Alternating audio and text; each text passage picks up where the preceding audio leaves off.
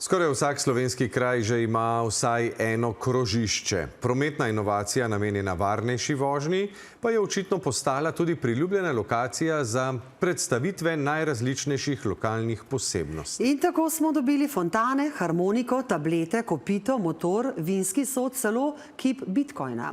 Idej ne zmanjka, nekatere so sprožile burne razprave, tudi najnovejša postavitev verske skulpture v Grosuplju. Več Leja Hrovat.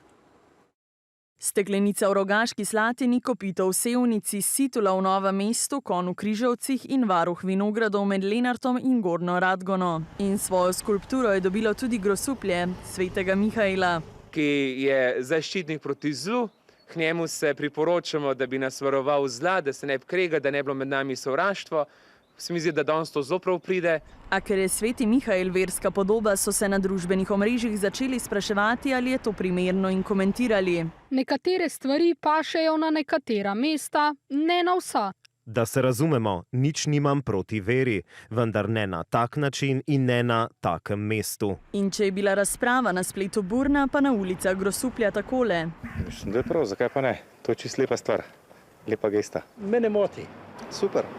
Zdaj, če se občina razvija, je vse dobro. Za izbiro okrasja cestnih otokov pri nas ni potreben javni natečaj. V ozadju njihove postavitve pa so večinoma lokalne pobude. Izvedbo pa odobri Direkcija za infrastrukturo. Ideja je prišla strani mojih faranov, župljanov, znotraj župnije, ker smo se večkrat koliko pogovarjali. Kot je povedal, je tudi grosupeljska župnija posvečena svetemu Mihaelu. Je že tukaj na tem prostoru sveti Mihael že ne 300 let.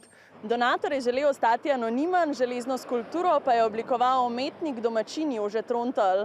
Avtor skulpture nam je v telefonski izjavi povedal, da ni želel razdvajati, ampak združevati, da so angeli simbol dobrega, angel Mihael pa prisoten v večini ver in ne samo v krščanstvu.